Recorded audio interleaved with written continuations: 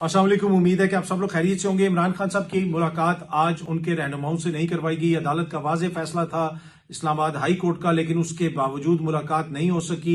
सलमान अकरम राजा साहब ने एक अंडरटेकिंग भी दी थी कि हमारे रहनुमा वहां पे मुलाकात करेंगे और मुलाकात के बाद वो मीडिया टॉक नहीं करेंगे, लेकिन उसके बावजूद मुलाकात नहीं हो सकी। इसके ऊपर उमर अयूब साहब ने बाहर निकल के काफी सख्त बातें की। उन्होंने कहा कि हस्बे मामूल आइन और कानून की धज्जियां उड़ाई गई हैं। इसको अदलिया का एक तरह से उन्होंने अदलिया की बेतौकीरी, अदलिया की बेइज्जती करार दिया। ये सामने आप देख सकते हैं, एक्सप्रेस न्यूज भी इसको रिपोर्ट कर रहा है। पाकिस्तान तहरीक इंसाफ के रहनुमाओं ने इमरान खान से मुलाकात ना करवाने को जजेस और अदलिया की बेइज्जती करार दिया। उमर अयूब साहब ने कहा कि जी अदालती हुक्मनामा के पैरा नंबर 7 में वाज़ेह तौर पर लिखा हुआ था कि अडयाला जेल का सुपरडेंट जो है वो मुलाकात करवाएंगे। 4 घंटे हमने अडयाला जेल के बाहर इंतजार किया, मुतअद्दिद बार जेल इंतजामिया को आगाह किया, लेकिन फिर भी मुलाकात नहीं करवाई गई। हस्बे मामूल यहाँ पे एक शख्स जो बैठा हुआ है उसके हुकामात पर और सुपरडेंट जेल ने हमारी मुलाकात नहीं होने दी। इसकी हम मजम्मत करते हैं। हम कहते हैं कि आपका जो काम है जाके वो करें, दहशतगर्दों को पकड़ें। मुल्क में दहशतगर्दी कम होनी चाहिए। इनको शर्म नहीं आती कि मुझ पर बिस्किट चोरी का मुकदमा दर्ज किया है। बलूचिस्तान में कल जो हालात थे वहां पे लोगों को मारा जा रहा है, वहां पे सिक्योरिटी की ये हालत है कि लोग मूव नहीं कर सकते। इंटेलिजेंस की नाकामी है, लेकिन ये हमारे पीछे पड़े हुए। कातिल से भी अगर कोई मिलने आए तो उसकी भी जेल में मुलाकात करवा दी जाती है, लेकिन हमारी मुलाकात नहीं करवाई जा रही। उन्होंने मीडिया से ये टॉक की और उन्होंने ये भी कहा कि हम मीडिया से टॉक ना करते अगर हमारी मुलाकात हो जाती है अदालती हुक्मनामे के मुताबिक, लेकिन अब तो मुलाकात ही नहीं हुई तो फिर तो कोई पाबंदी नहीं हम पे, इस वजह से हम मीडिया टॉक कर रहे हैं। साहबजादा हामिद रजा साहब ने भी वहां पे बातें की, बड़ी सख्त बातें की, अदलिया की बेतौकीरी करार दिया, इंतजामिया की इस हरकत को। उन्होंने ये भी कहा कि इस मामले को दोबारा अदालत में लेके जाएंगे। उन्होंने कहा कि लार्जर बेंच की तो बेतौकीरी की गई है और सुपरडेंट जेल साहब जो है वो कोई भी अदालती हुक्म मानने के लिए तैयार नहीं है। न्याजुल्लाह न्याजी ने कहा कि आज जो कुछ हुआ है ये अदलिया के लिए बहुत बड़ा सवाल है। जेल इंतजामिया का अदालती फैसला ना मानना अब अदलिया की साख का सवाल है। हम आज की मुलाकात ना करवाए जाने के खिलाफ तौहीन अदालत की पटिशन दायर करेंगे। इमरान खान का वजूद इस रियासत के लिए लाजमो मलजूम है। तो ईरान कुन तौर पर जनाब अदालती हुक्म के बावजूद, हाई कोर्ट के हुक्म के बावजूद मुलाकात नहीं करवाई गई। लेकिन मैंने कहा कि हैरान कुन तौर पे मुलाकात नहीं करवाई गई अदालती हुक्म के बावजूद। क्या वैसे आप भी हैरान हैं कि अदालत का हुक्म नहीं माना गया? जो पंजाब में इलेक्शन वाला मामला हो, दीगर मामलात हो, अदालत से किसी को रिहाई मिलती है, दोबारा गिरफ्तार कर लिया जाता है, मखसूस नशिस्तों का केस है, अदालतों के फैसलों के साथ जो कुछ हुआ, जो कुछ बिलावल जरदारी और शहबाज शरीफ साहब की कोलेशन हुकूमत करती आ रही है, पीडीएम की वन हुकूमत हो जाए या पीडीएम की निगरान हुकूमत हो जाए या पीडीएम 2 की मौजूदा हुकूमत हो जाए, जैसे इन्होंने अदालतों के साथ किया, अदालतों के फैसलों के साथ किया, उसकी कोई नजीर नहीं मिलती। लेकिन एक इंटरेस्टिंग चीज है कि बहुत सारे दोस्त जो माजी में जब इस तरह की कोई भी बात हो, कोई इंसानी हकूक की मुबैना खिलाफ वर्जी हो, कोई दीगर मामलात हो, जब इमरान खान का दौर था तो वो इमरान खान का नाम लेके सुबह से शाम तक हैंडसम ये वो सुबह से शाम तक उसके ऊपर तनकीद करते थे। लेकिन अब जो लोग इस पे तनकीद भी कर रहे हैं वो तनकीद किसी और तरफ लेके जाते हैं, लेकिन वो ना शहबाज शरीफ साहब का नाम लेते हैं, ना वो बिलावल की जमहूरियत को क्वेश्चन करते हैं, ना वो जरदारी साहब की जो मुफाहमत की बादशाहत है उसके ऊपर सवाल उठाते हैं, ना वो नवाज शरीफ साहब पे क्वेश्चन करते हैं। वो सीधा इल्जाम उस तरफ ले जाते हैं। और भाई पिछले दौर में तो आपको इमरान खान के अलावा कोई नजर नहीं आता था। इसमें बड़े बड़े एंकर भी शामिल हैं, इसमें दीगर दानिश्वर भी शामिल हैं, इसमें सियासी मुखालफिन भी शामिल हैं। आजकल के दौर में जो कुछ भी हो रहा है, ये जो अदलिया के फैसलों की मुबैना बेतौकीरी हो रही है या किसी सहाफी को गिरफ्तार किया जा रहा है, ये जो कुछ भी है, ये जो सारी चीजें हैं, ये बुनियादी तौर पे बिलावल, मरियम बीबी, शहबाज शरीफ साहब, जरदारी साहब, ये इनकी जमहूरियत का चेहरा है।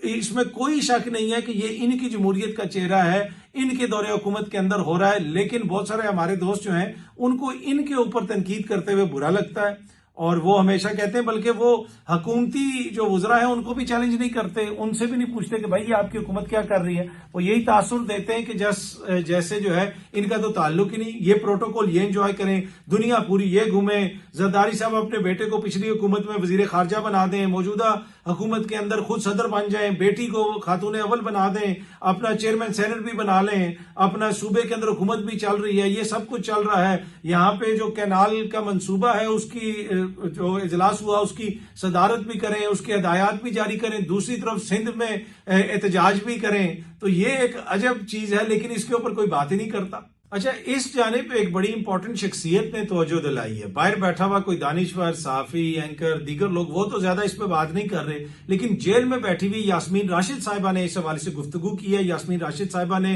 बल्कि एक बाकायदा खत लिखा है और वो उस खत का ये सामने आप स्क्रीनशॉट भी देख सकते हैं और उस खत का थोड़ा सा तर्जुमा मैं आपको पढ़ के सुनाता हूं। डॉक्टर यास्मीन राशिद साहिबा ने जेल से जो खत लिखा है उसमें उन्होंने लिखा कि पीपल्स पार्टी ने कल नहरों के हवाले से एहतजाज किया। क्या ड्रामा है? क्या ये लोग सिंध के अवाम को बेवकूफ बनाने की कोशिश कर रहे हैं? सिंध के अवाम जानते हैं कि इस प्रोजेक्ट की मंजूरी आसिफ अली जरदारी ने दी थी। बिलावल भुट्टो कुछ दिन पहले कोऑपरेटिव फार्मिंग की हिमायत कर रहे थे। अब जब सिंध के लोगों ने एहतजाज शुरू किया है तो उन्होंने भी एहतजाज शुरू कर दिया है। जरदारी साहब, आप बेनकाब हो चुके हैं। आप अवाम को हर वक्त बेवकूफ नहीं बना सकते। हर कोई जानता है कि बाप बेटे ने सिंध को धोखा दिया। मैं हैरान हूं कि पीपल्स पार्टी के एहतजाज के वक्त दफा 144 कहां थी? कोई और जमात एहतजाज करे तो फौरन दफा 144 लग जाती है। आपने देखा हालिया दिनों में भी कराची में जो एहतजाज करने वालों के खिलाफ क्रैकडाउन हुआ, पीटीआई को एहतजाज करे उनके खिलाफ क्रैकडाउन होता है, लेकिन पीपल्स पार्टी वाले वहां पे एहतजाज करते रहे। क्या दफा 144 सिर्फ पीटीआई और बलोच यकजहती कमेटी के लिए है? समी दीन बलोच को रिहाई के बाद एमपीओ ऑर्डर के तहत गिरफ्तार किया गया। ये डॉक्टर यास्मीन राशिद साहिबा ने अपने खत के अंदर लिखा है जेल से। पाकिस्तान पीपल्स पार्टी इस वक्त एस्टेब्लिशमेंट की खटपुतली जमात है। उन्होंने बलोचिस्तान में पुरअमन एहतजाज करने वाले लोगों के खिलाफ जो एक्शन हुआ उसका भी जिक्र किया। डॉक्टर यास्मीन राशिद साहिबा ने यह भी कहा, क्या पाकिस्तान इसलिए हमारे बुजुर्गों ने बनाया था? सुबह पंजाब में भी यही सब कुछ पाकिस्तान तहरीक इंसाफ के साथ किया जा रहा है। हर रोज बुनियादी इंसानी हकूक की खिलाफ वर्जियां हो रही हैं और हुकूमत की नाअहली भी जारी है। वजीर आला पंजाब शायद किसी जाती रंजिश की बिना पर हेल्थ सेक्टर को निशाना बना रही हैं। पीका तरामीम और 26वीं तरमीम जैसे खतरनाक कानून के बजाय आइन के जरिए मुल्क को चलाना चाहिए। ये डॉक्टर यास्मीन राशिद साहिबा ने लिखा जेल से। कुछ और बातें भी हैं लेकिन ये लुबे लबाब है उनके लेटर का। अब आप इसमें देख लें कि एक खातून जो इतने अरसे से जेल में है, कैंसर सर्वाइवर है और इतनी उनकी एज हो चुकी है, वो बुजुर्ग खातून है, लेकिन उसके बावजूद वो जेल में बैठी हुई अपनी जात के हवाले से कोई बात नहीं कर रही कि मुझ पे ये जुल्म हो गया, मेरे खानदान पे ये हो गया, मेरे साथ ये हो गया। वो इस वक्त भी मुल्क की बात कर रही हैं, आइन की बात कर रही हैं, लोगों के फंडामेंटल राइट्स की बात कर रही हैं, लोगों के आईनी हकूक की बात कर रही हैं, जमहूरियत की बात कर रही हैं और अपने लेटर्स के अंदर वो बार बार इस चीज का जिक्र करती हैं। माजी में आप देख लें बड़ी बड़ी शख्सियात अगर वो जेल के अंदर हो या बाहर हो, मुझे क्यों निकाला या हमारे खानदान पे ये जुल्म हो गया, इससे आगे तो चीजें जाती नहीं थी। ये वो बुनियादी फर्क है जो आपको नजर आता है पाकिस्तान तहरीक इंसाफ की लीडरशिप में और मौजूदा हुक्मरानों की लीडरशिप में। ये जाती नोए से आगे नहीं निकलते। इमरान खान साहब भी हो, जब भी बात करते हैं आइन की बात करते हैं, लोगों के हकूक की बात करते हैं। आज वो यास्मीन राशिद साहिबा जिसके अपने हकूक किस हद तक उनको मिल रहे हैं उसके ऊपर बहुत बड़ा सवालिया निशान है। वो इतने अरसे से जेल में है। यहाँ पे रवायात हैं अदलिया की भी, यहाँ पे इस तरह अदालती रवायात भी हैं कि ख्वातीन को जल्दी जमानत वगैरह भी मिल जाती है, लेकिन डॉक्टर यास्मीन राशिद साहिबा को नहीं मिल रही। लेकिन वो जेल में भी बैठ के यास्मीन राशिद साहिबा जो है वो सिंध, बलोचिस्तान, पंजाब हर जगह पे अगर किसी के हक की बात कर रही हैं तो वो अवाम के आईनी हकूक के हवाले से मामलात को उठा रही हैं अपने लेटर के अंदर। एनीवे जनाब, आईनी हकूक मामलात ये तो सारी जमातें ही उठाती हैं, बातचीत चलती रहती है। पीपल्स पार्टी और नून लीग के दरमियान भी बातचीत हुई है। सियासत.pk भी इसको रिपोर्ट कर रहा है, कुछ दीगर जराये भी रिपोर्ट कर रहे हैं कि मामलात को कैसे चलाया जाएगा। जो गवर्नर साहब हैं उनका जो हल्का है, उनका जो इलाका है, वहां पे इंतजामी तौर पे सूबाई हुकूमत ज्यादा मुदाखलत नहीं करेगी, इस तरह की बातें आ रही हैं। जराये ये कह रहे हैं। ये हर सियासी दौर में ऐसा होता है, जो मामलात होते हैं उनको चलाने के लिए सियासतदानों की कोशिश होती है कि उनके हल्के तक कम अज कम उनको एक बेहतर एक्सेस दिया जाए, वहां पे उनके लोगों के काम हो। और लोग भी बार बार आते हैं, काम का कहते हैं, जिक्र करते हैं, तो काम तो फिर करवाने पड़ते हैं। पर एनीवे इंपॉर्टेंट चीज ये है कि पाकिस्तान मुस्लिम लीग नून और पीपल्स पार्टी के दरमियान मुज़ाकरात में अहम पेशरफ्त, गवर्नर पंजाब की गाड़ी तब्दील करने की बात पर इतफाक। जी हाँ जी, यहाँ पे यास्मीन राशिद साहिबा सिंध के अवाम की बात कर रही हैं, बलोचिस्तान के अवाम की बात कर रही हैं, पंजाब के अवाम की बात कर रही हैं, उनके आईनी हकूक की बात कर रही हैं, उनके आईनी राइट्स की बात कर रही हैं, पाकिस्तान की बात कर रही हैं। वहां पे पीपल्स पार्टी और नून लीग के जो उनकी बातचीत हो रही है वहां से जराये खबर ये दे रहे हैं कि उसमें यह बात हो रही है कि गवर्नर साहब की जो गाड़ी है शायद वो पुरानी हो गई है, तो शायद उसको भी तब्दील करने पे इतफाक हुआ है। सियासत.pk इसको रिपोर्ट कर रहा है, दीगर जगहों पे भी ये चीज रिपोर्ट हुई है। हम उम्मीद करते हैं कि जल्द ही गवर्नर साहब की गाड़ी जो है वो चेंज कर दी जाएगी अगर इस चीज के ऊपर इतफाक हुआ है। अगर इतफाक नहीं हुआ, और ये ऐसी बात नहीं है, तो फिर भी हम उम्मीद करते हैं कि इतफाक हो जाए ताकि तमाम हुक्मरानों को जिस तरह उनकी तनख्वाहों में इजाफा हुआ है उसी तरह उन सब की जो नई गाड़ियां हैं वो भी आनी चाहिए। अब तो IMF से अगली किस्त भी आ रही है, तो चाहे वफाक हो, सेंटर हो, पंजाब हो, खैबर पख्तूनख्वा हो, सिंध हो, बलोचिस्तान हो, जितने भी हुक्मरान हैं इन सब की मरात में मजीद इजाफा किया जाए, मजीद इनको पैसे दिए जाए, क्योंकि ये अवाम के लिए तो ये बेचारे काम कर रहे हैं, इसीलिए इनका ये हक बनता है कि इनकी जो सहूलियात है उसमें इजाफा किया जाए।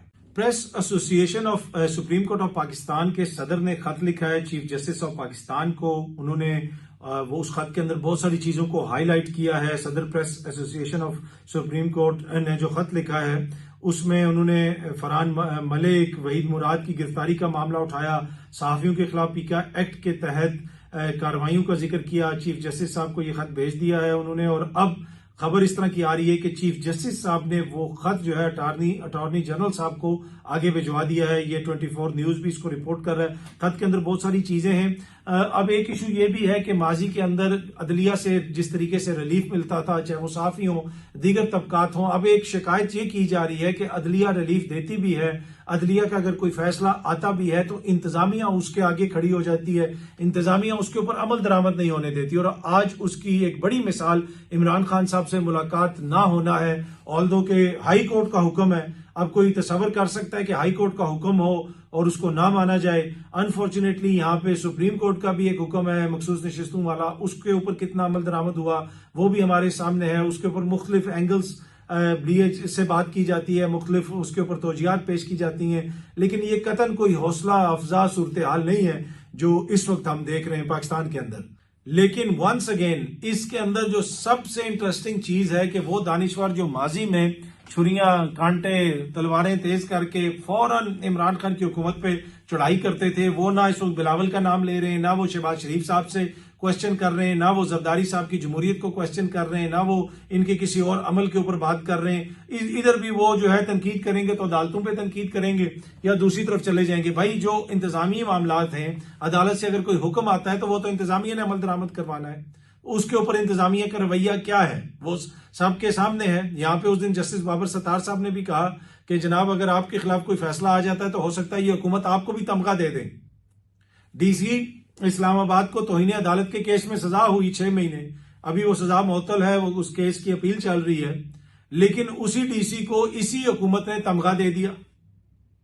तो इससे आप अंदाजा लगाएं कि इस हुकूमत का रवैया कैसा है। ये बिल्कुल वाज़ेह तौर पे खुल के कहते हैं कि जनाब बस जो हमारी मर्जी है हम वो करेंगे, लेकिन अनफॉर्चुनेटली इनके ऊपर उतनी तनकीद नहीं हो रही जितनी होनी चाहिए, जितना इनका किरदार है। इनको ऐसे शो किया जा रहा है कि जैसे ये सारे मामलात से ये लाताल्लुक है। नहीं, जो कुछ भी हम देख रहे हैं, जिस तरह मैंने पहले अर्ज किया, ये इनका गवर्नेंस मॉडल है जो आपको नजर आ रहा है पीपल्स पार्टी का और नून लीग का। आखिर में जी ये छोटी सी खबर है, PTI खैबर पख्तूनख्वा में बड़ी तब्दीली, आतिफ खान को अहम ओहदा मिल गया।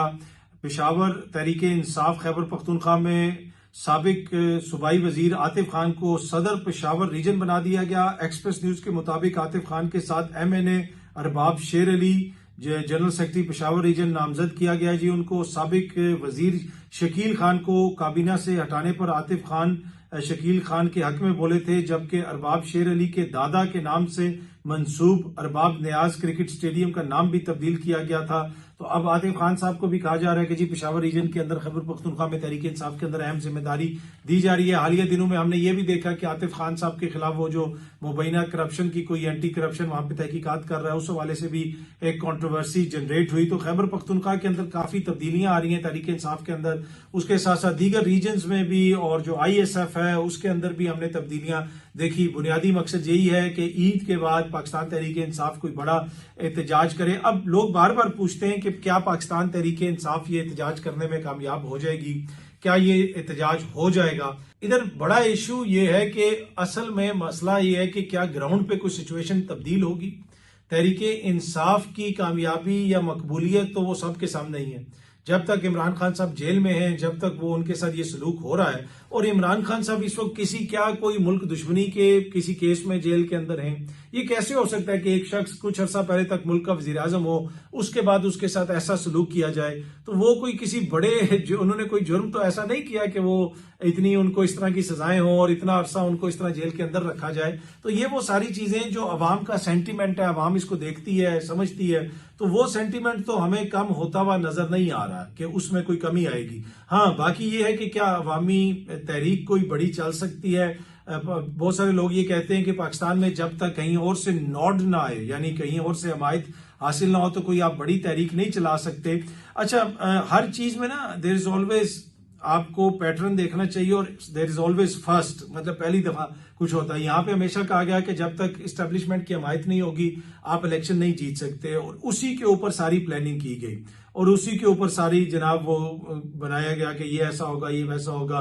वो पीपल्स पार्टी वाले देख लें, नून लीग वाले देख लें, और अभी भी वो लोग इसी के ऊपर तकिया किए हुए हैं कि जनाब यहाँ पे तो कोई तहरीक ऐसे नहीं चलती, कोई तहरीक वैसे नहीं चलती। जब तहरीक चलनी शुरू होती है या कोई चीज होगी तो वो फिर इनको समझ ही नहीं आएगी कि वो कैसे चल रही है और उसके पीछे क्या मोमेंटम है या उसको कैसे रोका जाए।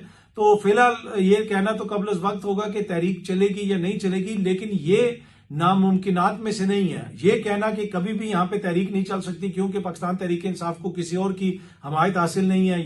ये असल में इशू ये है कि ये पहले इशू इमरान खान साहब का था, तहरीक इंसाफ का था। अब ये जो इशू चल रहा है ये पूरे मुल्क का इशू बन चुका है। जो हुकूमत का रवैया है, जिस तरीके से वो मामलात को लेके चल रहे हैं, हर तरफ आपको बेचैनी नजर आती है, हर तरफ आपको इस्तराब नजर आता है और हर सेक्टर के अंदर आपको इस्तराब नजर आता है। तो बात अब इमरान खान साहब की जात या सिर्फ तहरीक इंसाफ की नहीं है, बात उससे थोड़ी सी बड़ी है। लेकिन हुकूमती दोस्त अभी भी ये कहते हैं कि जी यहाँ पे कोई तहरीक नहीं चलेगी, लेकिन आई बैक टू डिफर। यहाँ पे जिस वक्त चली तो फिर हुकूमत के लिए बहुत ज्यादा मुश्किलात होंगी। हुकूमत को सूट करता है कि तहरीक इंसाफ की कोई तहरीक चल जाए, उस तहरीक के साथ वो थोड़ा बहुत डील भी कर लें, थोड़ी सी उनको गुंजाइश भी दे दें। अगर एक ऑर्गेनिक किस्म की तहरीक चल पड़ी जिसकी लीड ही आवाम कर रही है और जिसके अंदर आवाम बिल्कुल ही बिफर जाए और आवाम तंग आ जाए किसी चीज के ऊपर, वो फिर किसी को भी सूट नहीं करता। तो वो तहरीक इंसाफ को थोड़ा बहुत स्पेस दें, सियासी जो मुखालफीन है उनको जो स्पेस देने का मकसद होता है, वो जमहूरियत में यही मकसद होता है कि लोग अपना थोड़ा थोड़ा एंगर, फ्रस्ट्रेशन वेंट करते रहें। अगर वो सारे रास्ते बंद कर दिए जाएं तो उसकी एक मिसाल हमने देखी 8 फरवरी को, फिर लोगों ने जो किया। बाकी जो मर्जी आप कहते रहे, जो मर्जी तो जिहाद पेश करते रहे, एवरीबॉडी नोज के वहां उस दिन क्या हुआ और उसके बाद क्या हुआ।